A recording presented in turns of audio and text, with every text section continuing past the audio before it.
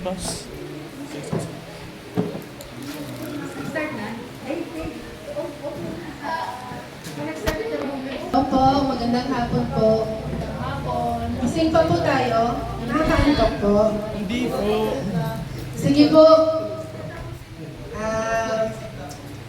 Yung ano natin kanina, yung pinakahuling worship natin kanina, di ba? Sabi, it is done. So, ngayon po inaalala natin yung muling pagkabuhay ng Panginoon. Pero as Christians po, araw-araw buhay ang Panginoon sa atin, di ba? Hindi po siya patay na karatas ngayon lang siya, tapos next year siya ulit mabubuhay. Sa tayong mga Kristiyano, alam natin, araw-araw buhay ang Panginoon sa ating buhay. At it is done dahil bayad na yung kasalanan natin. Nabayaran na ni Jesus nung namatay siya at muli siyang nabuhay. So tapos na, finish na yung laban. So, sige po, magkaroon po tayo ng konting review. Sige, may pa-quiz. Sige po, may pa-quiz po si teacher. Sinong apostol ang sumulat sa mga churches o iglesia? Sino po? Si? Sino? Si Paul. Si Paul? Charot. Sige po, next question. Ilang iglesia ang kanyang sinulatan? 7. 12? Sige, 7. Ano ang mga ito? Ano yung mga church na yun? 7. Yung mga lesson ni Pastor Jimwell nakaraan sa mga taga Roma. Ay, dinilala, Pastor.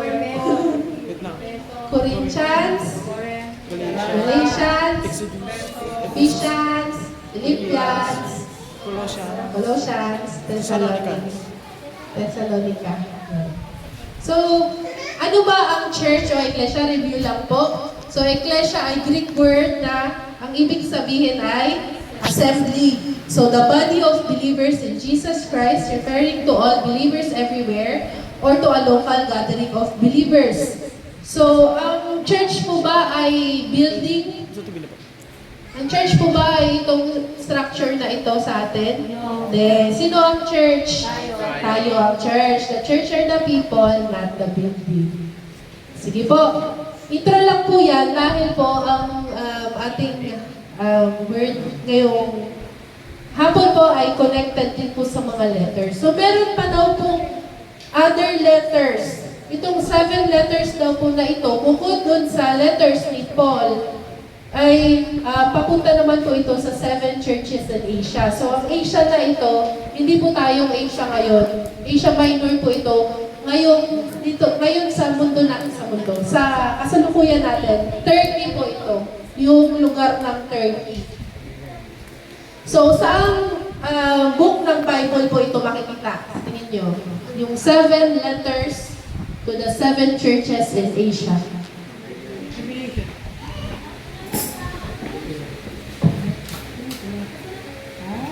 So, sa Revelation po natin ito makikita. Sino po nagsulat? John. Wow, very good. Si John. Kanina si Paul, ganyan si John po, di ba? John Paul nga.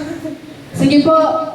Basahin po natin at sabay-sabay. Pahayag, 1, 1, 2, 3. Ito ang pahayag ni Jesucristo na ibinigay ng Diyos sa Kanya at Kanyang inihayag kay Juan na alipin niya sa pamamagitan ng anghel na Kanyang isinugo. Ang layunin ng paghahayag na ito ay ipakita sa mga alipin ng Diyos ang mga bagay na malapit na maganap. So, ang Revelations daw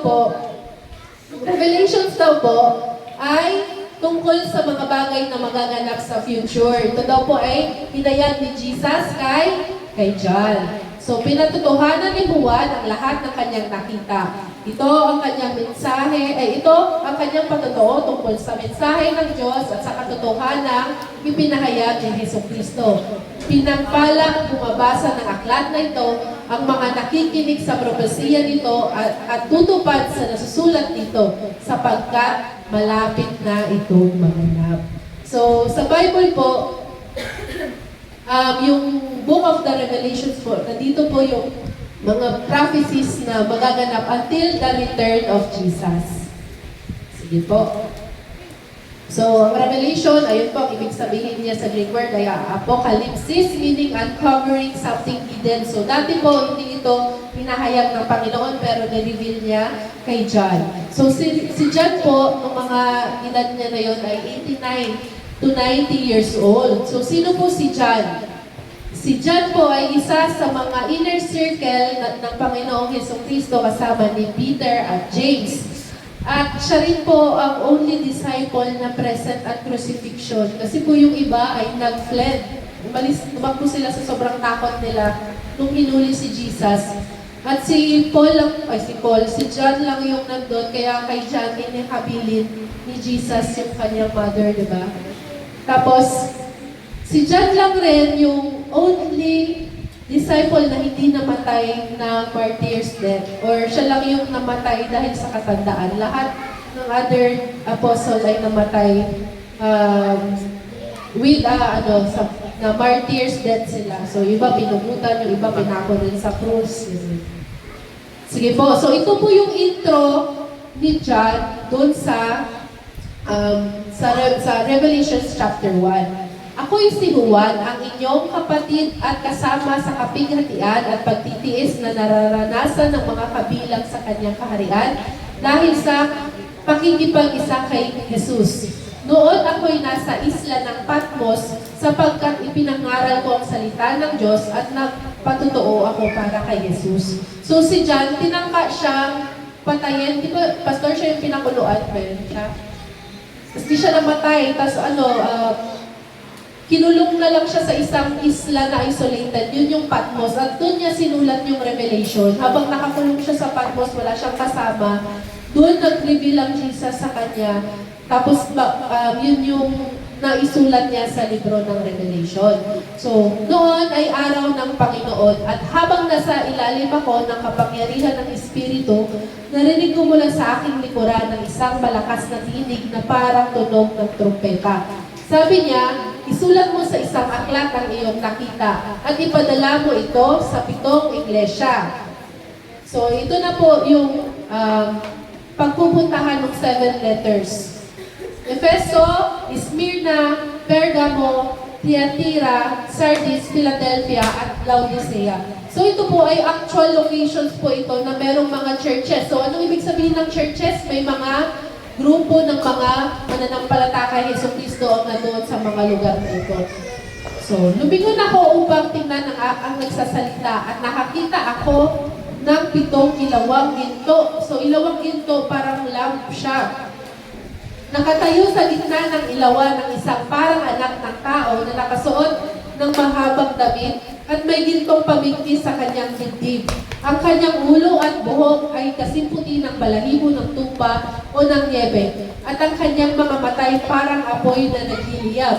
Kumikinang ang kanyang mga paa na parang tansong pinakintab at parang lumaragas ang tubig ang kanyang tinig. May hawak siyang 7 bituin sa kanyang kamay at lumalabas sa kanyang bibig ang isang matalas na tabak na sa magkabilay may talim. Ang kanyang mukha ay nakakasilaw tulad ng araw sa tanghaling tapat. Pagkakita ko sa kanya, para akong patay na bumagsak sa kanyang paanan, ngunit pinatong niya sa akin ang kanyang kanang kamay at sinabi, "Huwag kang matakot. Ako ang simula at ang wakas." So, sino kaya yun yung dinescribe ni John? Si Jesus. So, sabi ni Jesus, "Ako ang simula at ang wakas. At ang nabubuhay, namatay ako, ngunit tingnan mo, ako'y buhay ngayon at mananatiling buhay magpakailanman." So, yung phrase na yan, di ba? Napakalinaw na si Jesus yan, di ba? Kasi namatay siya at nabuhay, muli at mabubuhay siya magpakailanman. Hawak ko ang mga susi ng kamatayan at ng daigdig ng mga patay. Kaya isulat mo ang iyong nakikita, ang nangyayari ngayon at ang mangyayari pa pagkatapos nito. Tungkol naman sa hiwaga ng 7 bituing hawak ko sa aking kanang kamay at sa 7 ilawang ginto. Di ba kanina nakita niya meron daw 7 stars sa kanang kamay ni Jesus at merong 7 ilawang ginto sa paligid ni Jesus. So ang 7 bituin daw ay ang mga anghel ng 7 iglesia at ang 7 ilawang ito ay ang 7 iglesia. So, sabi ng mga scholars na nag-aral ng Bible, yung anghel na tinutukoy dyan ay parang sila yung pastors or yung leader ng church na yun. So, yung lamp daw, yun yung churches, tapos yung 7 bituin daw, yun yung mga leaders ng iglesia na yun. So, yan yung map niya. Turkey yan. Ngayon, Turkey yan. Yung mga yan. Yan yung tinatawag na Asia noong panahon ni John. Yan, Asia Minor or modern day Turkey. So, Ephesus, Smyrna, Pergamum, Thyatira, Sardis, Philadelphia, Laodicea. So ito, the actual churches sila nung panahon ni John, pero binigay ito ng Panginoon at isinulat sa sa Bible dahil ma-apply natin ito ngayon. Maaaring makita natin yung sarili natin dito sa mga simbahan na ito para malaman natin kung ano yung dapat natin gawin until makabalik ang ating Panginoon sa kanyang pangalawang pagbabalik. Tapos itong 7 na to, meron silang, ito yung mga problema kada isang church. So sa Ephesus daw, ang church na yan ay sa Bible, sa New King James, may nakalagay doon na title. Ang letters to the Ephesus ay The Loveless Church. Sa Smyrna naman, The Persecuted Church. Sa Pergamum naman, The Compromising Church. Sa Thyatira, The Corrupt Church. Sa Sardis, The Dead Church. Philadelphia, The Faithful Church. At sa Laodicea, The Lukewarm Church. So may 7 letters po si Jesus. Parang si Jesus na rin yung nagsulat. Kay Jesus galing yung mensahe, pero si John yung nagsulat. So ngayong ano na to, hapon na ito, dahil limited po ang ating oras, doon muna tayo po sa number 1, sa Ephesus. So, sa The Loveless Church. So, bago po ang lahat, manalangin po muna tayo, pikit po natin ang ating mga mata. Ama namin, Panginoong Diyos, Lord God, binibless namin, Lord God, ang iyong pangalan, Lord God. Marapat lang na ikaw ay bigyan namin ng respeto, papuri. Lord God, ibigay namin lahat ng glory sa iyo, Panginoon. Lord, hiling po namin ngayong hapon na ito, Lord God, na mahayag, Panginoon, ang iyong salita. Walang labis, walang kulang, Panginoon. Ihanda mo po ang aking bibig sa paghahayag ng iyong salita at ang kanilang mga puso at kanilang mga tenga, Panginoon. Nawa, Lord God, na hindi kami uuwi, Lord God, na wala kaming na pulot, Lord God, sa iyong salita dahil naniniwala kami, Panginoon, na ang iyong word, Lord God, ay isang matalim, double-edged sword, Lord God, na ito ay masakit, Lord God, pero ito po ay ginagamit niyo, Lord God, para malaman namin ang mga dapat pa namin ihingi ng tawad sa inyo, dapat pa namin baguhin sa aming sarili, Lord God, upang ikaw, Lord God, ay patuloy namin mabigyan ng kadakilaan, Lord God. Lahat po ng ito, Lord God, ay para sa inyong kadakilaan, Panginoon. Nawa, Lord God, bigyan mo kami ng peaceful heart, Lord God, peaceful mind, Lord God, sa hapon na ito, Lord God. Lahat ng ito ay dinadalangin namin sa iyo, Panginoon, sa iyong matamis na pangalan. Lahat ay magsabi na Amen. So, tuloy na po natin. Introduction lang po yung kanina. Dito po tayo mag-focus sa church sa Efeso. So, sabi ni Jesus, isulat mo sa anghel ng iglesia sa Efeso. So, di ba? Parang kanina, di ba sabi natin, yung stars sila, yung anghel, isabihin sila yung leaders doon sa iglesia sa Efeso. So, ito daw yung sasabihin doon sa church na yun. Ito ang sinasabi ng may hawak ng 7 bituin sa kanyang kanang kamay at lumalakad sa gitna ng 7 ilawang ginto. Alam ko ang mga ginagawa mo, ang iyong mga pagpapagal at matiyagang pagtitiis. Alam kong hindi mo kinukonsinti ang masasamang tao. Sinubok mo ang mga nagsasabing sila'y apostol at napatunayan mong sila'y huwad. Alam ko ring matiyaga ka, nagtiis ng maraming hirap alang-alang sa akin at hindi ka sumuko. So very good pala yung mga taga-Ephesians, no? Kasi sila daw ay nagpapagal, hardworking, matiyagang nagtitiis, hindi nila kinukonsinti ang masasamang tao, At sinusubok nila yung mga nagkiklaim na sila'y apostol or Christians pero hindi naman. Nagtitiis sila ng maraming hirap para sa Panginoon at hindi sila sumuko. Pero daw, merong isang ayaw ang Panginoon sa kanila. So, ituloy natin. Pahayag 2, verse 4. Subalit may isang bagay na ayaw ko sa inyo. Basahin natin ang sabay-sabay. 1, 2, 3. Ayaw ko sa iyo. Iniwan mo na ang pag-ibig ko noong una. So sa English, nevertheless, I have this against you, that you have left your first love. Sa NLT, but I have this complaint against you, you don't love me or each other as you did at first. So, sino dito yung nakakilala na sa Panginoon? Sino na dito yung mga tumanggap sa Panginoon? Lahat na po ba tayo?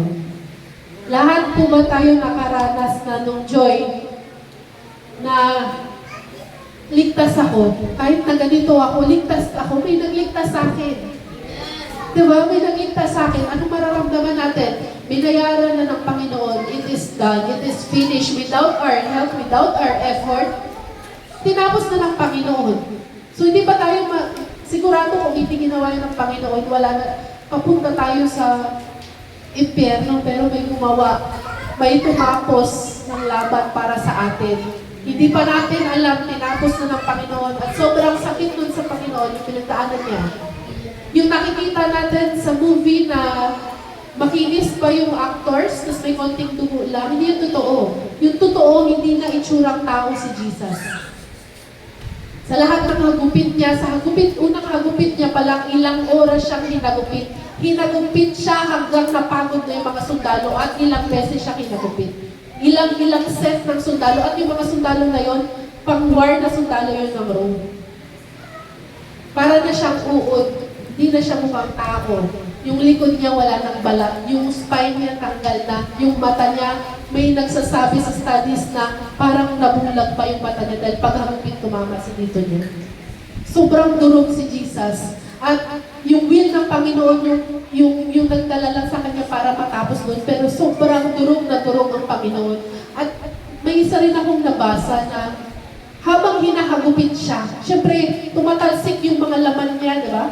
Diba, tayo yung guard, hinahagupit natin siya, tumatalsik yung dugo niya sa guard. Pero, alam mo yun, pati yung kasalanan ng wardya na natalsikan, inililinis ng Panginoon, di ba? Grabe kabuti ni Lord, pati yung humahagupit sa kanya na tinamaan ng blood niya is covered by His salvation.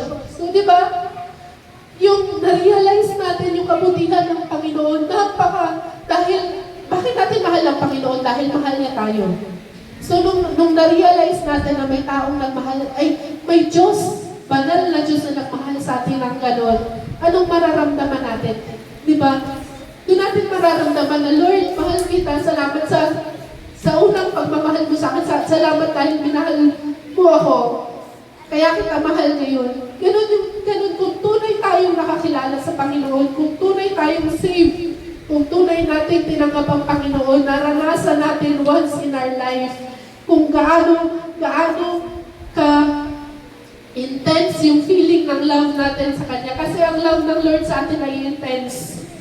Naniniwala po ba tayo ang love ng Lord sa atin ay intense? Hindi lang ito basta-basta na, ay, makapangyarihan yun siya, tas mahal niya ako. Hindi ganun. Sobrang lala, sobrang tindi, sobrang laki ng pagmamahal ng Panginoon sa atin na gusto niya tapusin ko na itong kasalanan para makasama ko kayo ulit, makasama niya tayo, lahat tayo. Kasi hindi niya na tayo makakasama kasi pumasok na yung kasalanan eh. Gusto ko kayong makasama ulit, gagawin ko yung pinaka magtatapos ng kasalanan. Na ang ultimate sacrifice ay isang lamb or alay na walang bahid na kung ano mang kasamaan, isang pure na alay.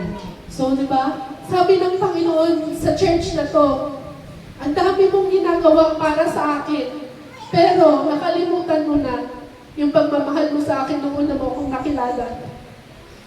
Patuloy tayo everyday. busy tayo sa ministry, busy tayo kung ano-ano ginagawa natin kasi sinasabi natin, para sa iyo to Lord.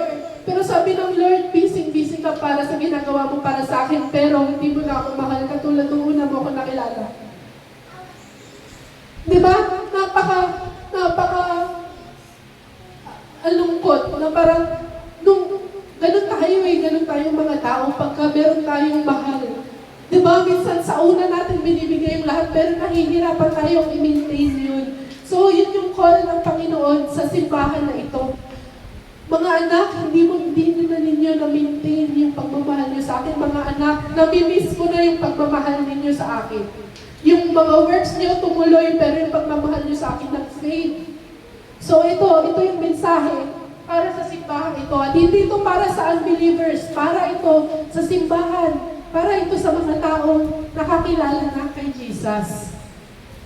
So, di ba? Yun, tinan mo, ang dami ng mga good works nila. Nagtsatsaga sila, nagpapagod sila, hardworking sila, may discernment sila kung sino yung totoong apostol o hindi. Pag may masasama silang nakakasama, hindi nila yung kinukonsinti, nagtitiis sila. Pero nawala na yung pag-ibig nila sa Panginoon nung una. Diba? Ephesus was a hardworking, faithful church, but were lacking in love. So ito, example. Para hindi tayo maantok. First love, kunwari si Dave. So, lahat po ba tayo nakaranas na ng first love? Yeah. Diba? So, pag mayroon daw tayong first love, ang nararamdaman natin ay zeal or masigasig. Great enthusiasm, eagerness in pursuit of a goal. So, kung ang goal ni Dave, joke lang, kung may goal si Dave na mapalapit sa kanyang first love, diba? Eager in pursuit of a goal. So, yun yung goal niya. Diba? Mapansin siya nung iniibig niya with great enthusiasm. Diba? Sobrang nakaka-excite. Diba? Parang first crush. Diba? Makita mo, ginaganahan ka pumasok sa school, masigasig kang pumapasok sa school kasi makikita mo si first love. O, diba? O, tapos, isa pa raw kung nararamdaman natin ay ardor. So, zeal and ardor. Ito naman daw ay alab. Grabe yung smile ni Dave po. Yan pa naman ito sa akin. Diba? Ang ardor daw po ay intense, warm feeling or eagerness. So, pag nakikita natin yung taong gusto natin, nakakaramdam po ba tayo ng warmness? Diba? Parang may butterflies sa stomach box. Diba, Dave? Opo.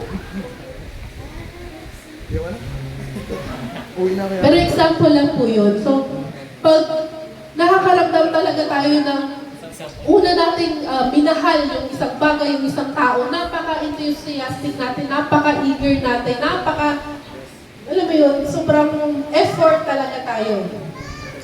Example naman, ito na, mataas na level na. So, sa marriage. So, having been, sino dito yung may asawa? So, having been together for many years, your passion for each other fades. Diba? Nagsimula ang lahat sa warm affection, pero naging cold indifference na. So, ano yung indifference? Wala nang pake sa isa't isa.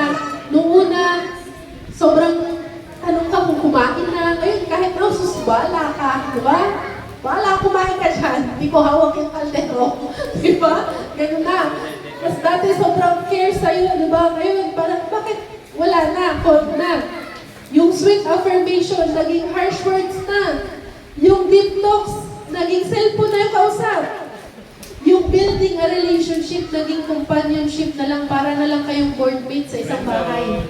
Di ba?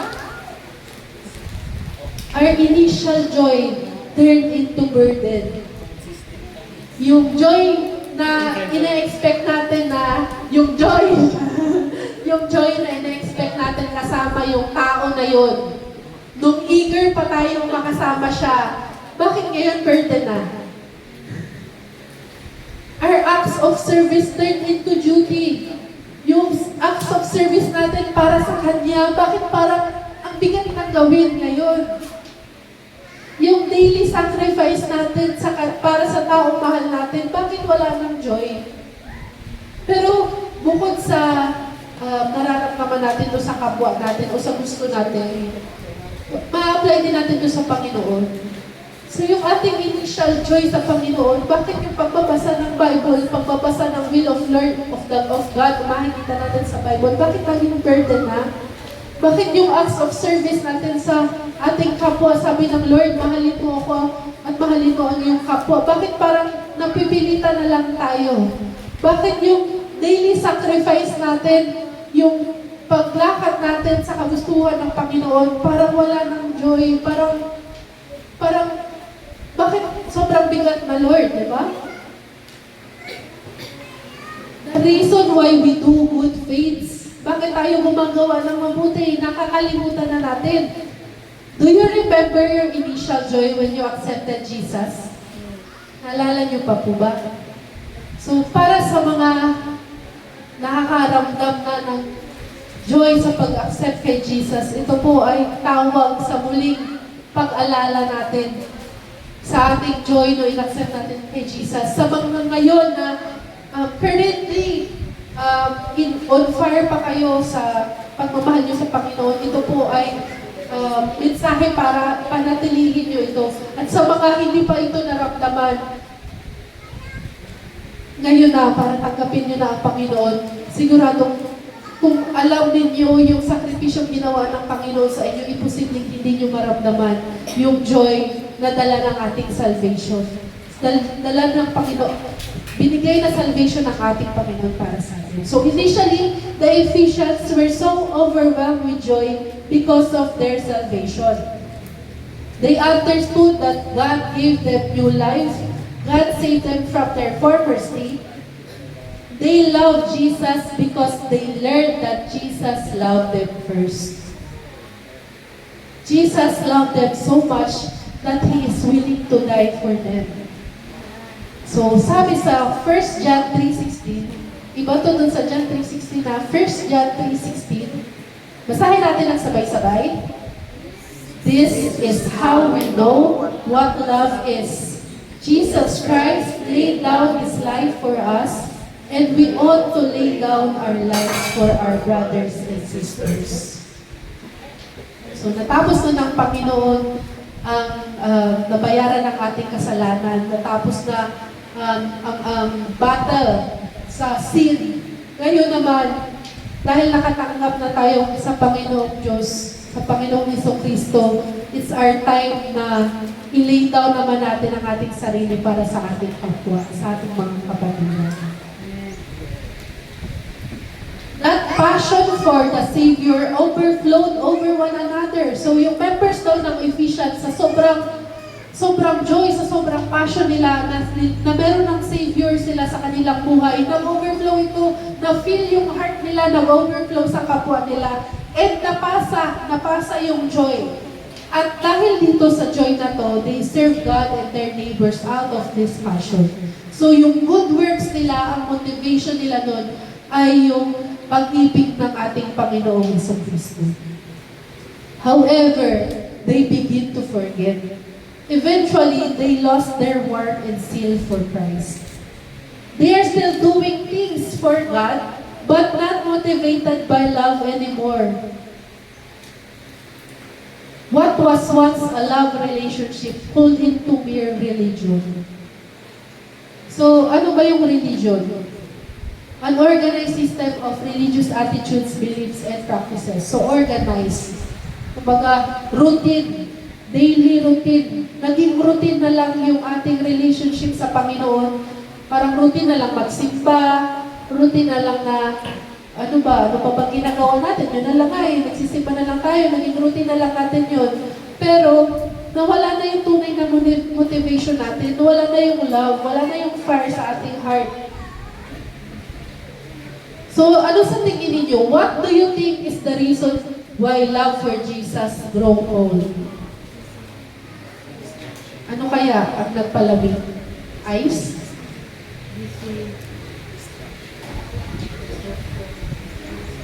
Forgetfulness. So sin. Sign. after natin nakakilala sa Panginoon, patuloy tayong namuhay.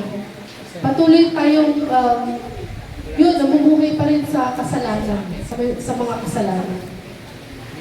The process is gradual as we remove ourselves from fellowship with other believers in our Heavenly Father. Hindi na tayo nagdadasal, hindi natin kinakausap si Lord, hindi tayo nagbabasa ng kanyang salita. Yung mga kasama natin, hindi na kapwa believers. Diba? Sabi nga nila, asin tayo, diba? Asin tayo sa sanlibutan. Ano ba yung asin? Maalat. Preserve. Nagpe-preserve siya. Sabi sa Bible, nag-fade daw yung flavor ng asin. Ano ibig sabihin? Nawawala yung alat niya? Hindi, maalat pa rin siya, pero nawawala yung effectiveness niya para mag-preserve. Bakit? Bakit nawawala yung effectiveness ng isang asin para mag-preserve, halimbawa ng karne? Kasi hindi na siya pure. Nahaluan siya ng other things, nahaluan siya ng alikabok, ng lupa. So tayo as Christians bilang asin, pag hindi tayo nanatili sa presensya ng Panginoon at patuloy natin dinidistract ang ating sarili, patuloy natin nilalagay yung sitwasyon natin na mahahaluan tayo ng makamundo, mawawala yung effectiveness natin para mag-preserve. Mawawala yung alat natin.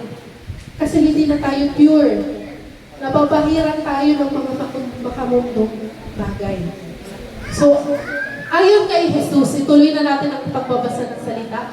Ayon kay Jesus, ano raw ang dapat gawin ng mga taga-Efeso? Sabi sa pahayag 2:5, alalahanin mo ang dati mong kalagayan.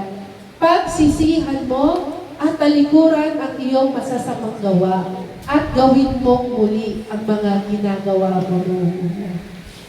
Sabi sa English, remember therefore where you have fallen, repent and do the first works. So, cut natin dyan.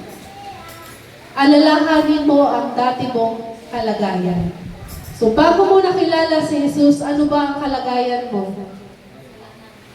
Anong kalagayan nating lahat? Nung hindi pa natin nakilala at tinanggap si Jesus.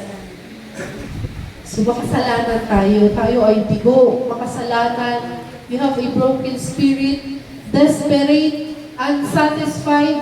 We even hate ourselves, harm ourselves, suicidal, depressed, discouraged, oppressed. Sobrang inapi tayo ng kaaway, di ba? Kasi wala pa tayong Diyos na pinaniniwalaan eh. Kumbaga, we are defeated by sin. Yun yung kalagayan natin. Nung nakilala natin si Jesus, ano ang una nating ginawa? Nag-repent, nagsisi. So ano yung repentance? Yung repentance mo ba, yung paghingi ng sorry? Lord, sorry Lord. Sapat na ba yun? Nagsisimula doon. Alam ng, kaya yung word ng Panginoon ay sinasabing masakit.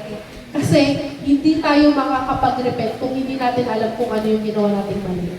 Kaya masakit yung salita ng Panginoon para ma-reveal yung mga kasalanan natin hindi natin alam para mahingi natin siya ng repentance sa Panginoon. So ano ba ang repentance? True repentance is not just devotion. Ang repentance lang ba yung tipong, Lord, I feel so bad na nagkasala ako sa iyo. Yun na ba yung repentance? Tapos kinabukasan gagawin ko ulit. Tapos I feel so bad ulit. Diba? True repentance is not just about feeling bad. Repentance is a complete change of heart and mind. May pagbabago. Kung hindi ka nagbago, ibig sabihin, hindi ka tunay na nag-repent. Kung ganun ka pa rin, bago mo nakilala si Jesus, ganun ka pa rin ngayon, ibig sabihin, hindi tunay ang iyong repentance dahil walang nagbago. Kasi tunay na repentance ay may pagbabago sa ating isip at sa ating puso regarding one's overall attitude towards God or one's individual. Yung ayaw ni Lord, ayaw na rin natin. Dati kasi ang gusto lang natin yung gusto natin. Lahat ng ginagawa natin ayon sa kagustuhan natin. At ang kagustuhan natin ay papunta sa distraction lagi. Yung kagustuhan ng Panginoon, ayaw natin yan, pero lahat ng kagustuhan ng Lord ay para sa ikabubuti natin. So may change na, meron ng battle. Nakausap ka namin si Paul nakaraan eh, di ba? Sa pag-inom, meron ng meron ng resistance. Hindi na katulad dati na pag-iinom, wala ka naramdaman, inom ka, go. Pero ngayon, di ba, nung nakilala mo si Lord, may resistance na kasi nasa iyo yung Holy Spirit, di ba, Paul? May nagsasabi na sa'yo na yung gawain na yun ay hindi will ng Panginoon para sa'yo, hindi mo yun ikabubuti. So, huwag tayo, unang sign na nasa atin ang Panginoon ay meron ng resistance sa pagkakasala. Good sign yun na meron ng hindi ka na komportable magkasala sa dating kasalanan mong komportable kang gawin. Meron nang nagbago sa isip at sa puso mo. Something has changed. Di ba, Paul? Char. Joke lang ito. So, complete change of heart and mind. You stop doing things that you want to do, but you know would bring you to sin against God. So, yung mga gusto mong gawin, pero alam mong magkakasala ka sa Panginoon, meron na sa part ng isip at puso mo na may pagpigil na, di ba? So, it was time for revival in the church. So, yung revival ay hindi lang ito activity, kundi para muling buhayin daw ang ating pag-ibig sa ating Panginoon. This is not just a simple reminder, but a stern warning. So, malapit na po tayo matapos. Diba? Ay, aray ko. So, hindi to sinabi lang ng Lord, hindi nyo na ako mahal. Hindi nyo na ako mahal katulad dati. Stern warning siya. Ano yung kasunod ng verse na yon? Kapag hindi ka nagsisi, pupunta ako dyan at aalisin ko sa kinalalagyan ang iyong ilawan. So, ang ilawan daw kanina yun yung church, diba? In other words, their punishment would be the disbanding or destruction of the Ephesian church. The light in Ephesus would go out. So, hindi to para, magsabi lang ng ganun ang Panginoon, kundi, malapit na akong bumalik. Baka akala mo, sobrang dami mong ginagawa para sa akin, sobrang dami mong activity para kuno sa akin, pero yung puso mo, nandyan pa ba ako sa puso mo? Nakalimutan ko na ako, anak. Diba?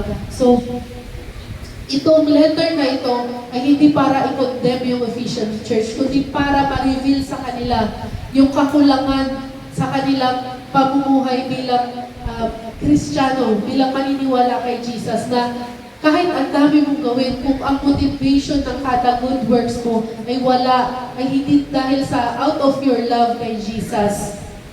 So, hindi, para na lang tayong robot na ginagawa natin yung routine natin na hindi ako nagiging mabuti sa kapwa ko kasi sabi ni Lord, pero nagiging mabuti ako sa kapwa ko dahil mahal ako ng Panginoon at yung pagmamahal ng Panginoon na yung maabaw sa akin, kaya nagiging mabuti ako sa kapwa natin. Kaya kaya ko silang patawarin dahil pinatawad ako ng Diyos, di ba? Lahat ng biyayang ibinigay sa atin ng Diyos, kaya rin natin ibigay sa iba. Hindi lang material na bagay. Kung tayo ay napatawad ng Diyos, kaya rin natin patawarin ang ating kapwa. Kung binless tayo ng Panginoon, kaya rin natin i-bless ang ating kapwa.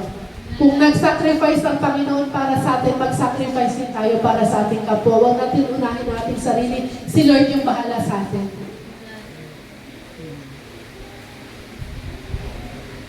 So, Jesus then promises a blessing to those who heed the word. So, ito na po ang ating yung huling verse natin. Meron pangako ang Diyos sa huli, sa Ephesus. Ang lahat ng may pandinig ay makinig sa sinasabi ng Espiritu sa mga iglesia. Sa magtatagumpay ay ibibigay ko ang karapatang kumain ng bunga ng punong kahoy ng buhay na nasa paraiso ng Diyos. So ano daw ang nangyayari pag kinain natin yung bunga ng punong kahoy ng buhay sa paraiso ng Diyos? Magkakaroon tayo ng buhay na walang hanggan kasama siya. So napaka-importante pala nung ating pananatili ng fire ng love natin sa Panginoon. So lahat tayo, kahit kami na nagsasalita dito ay nag-faith kung papabayaan namin, hindi kami magdadasal sa Panginoon, hindi magbabasa ng kanyang salita, hindi makikipag-fellowship. Hindi, ang fellowship ay isa sa mga utos ng Panginoon na nadidisregard natin. Bakit? Sa fellowship, kahit hindi tayo parehas ng ugali, natututunan natin mahalin yung bawat isa. Natututunan natin pagsilbihan yung bawat isa. So, napaka-importante na yung sarili natin ilalagay natin sa mga kapwa natin mananampalataya. Tinutulungan natin silang pasanin yung kanilang mga burden. Kahit konting maitutulong natin para lang matulungan sila, yan ay pagsunod sa utos ng Panginoon. Diba? So, ang ating prayer ay sa Filipos 1:9-11. So, inihiling ko po ulit yung music ministry po na umawit po tayo sa ating pagtatapos. So, basahin po natin ang sabay-sabay po ang Filipos 1:9-7. 1, 2, 3, go! Itinadalangin ko sa Diyos ng iyong pag-ibig ay patuloy na sumagana at masangkapan ng malinaw na kaalaman at pagkaunawa upang mapili ninyo ang pinakamahalaga sa lahat. Sa gayon, sa araw ni Kristo, ay matagpuan kayong malinis, walang kapintasan, at sagana sa magagandang katangian, kaloob sa inyong Yesu Kristo, sa ikararangal at katakila ng Diyos.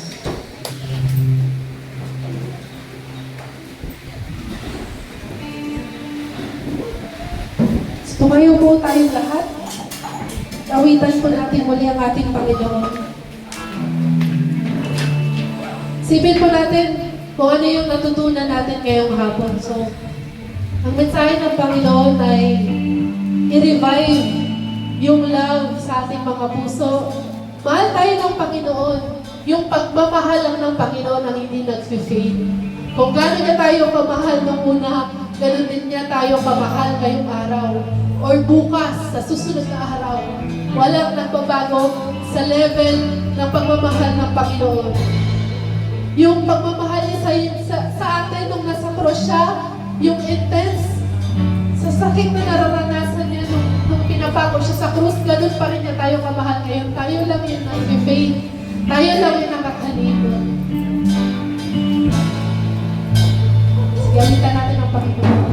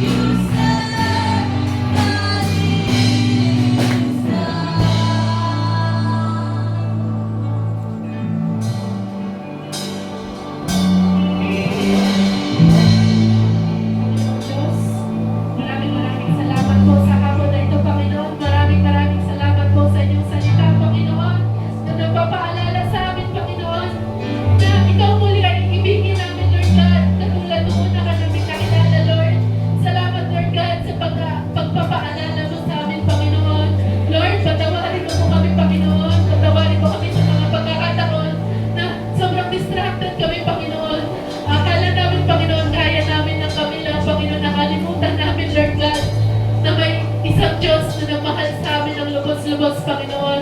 Lord, sa araw na ito, Panginoon, muli namin idinidedicate ang aming buhay, Panginoon, ang aming mga gawa, Lord God, sa aming pamilya man ito, maging bilang isang magulang, bilang isang kapatid, bilang isang anak, bilang isang estudyante o nagtatrabaho, Panginoon, Lord.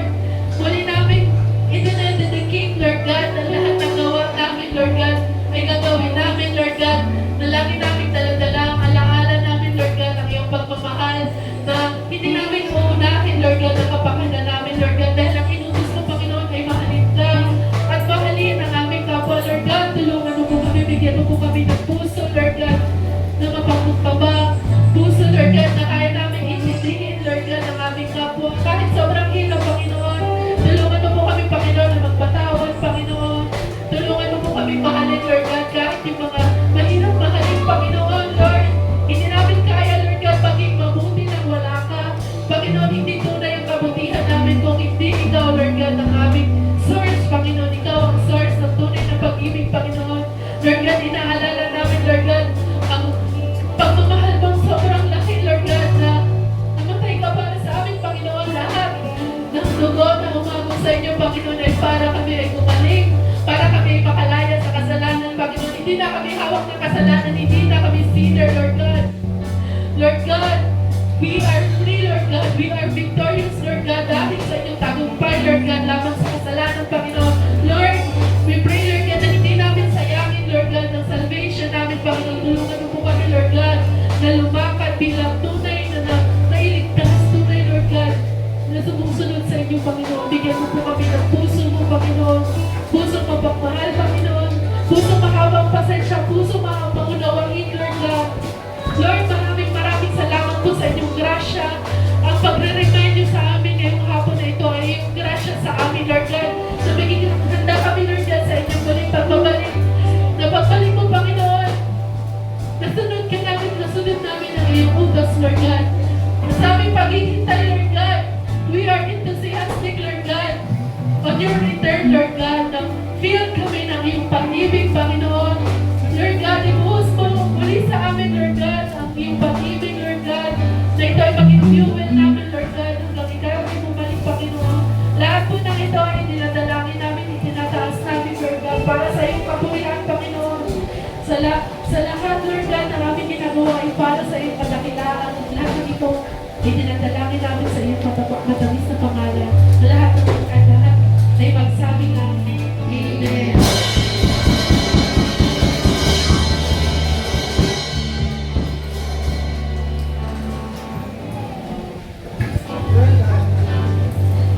Hallelujah. Salamat, Pastora. No, so, baka nakalimutan tayo na ating first love. Diba?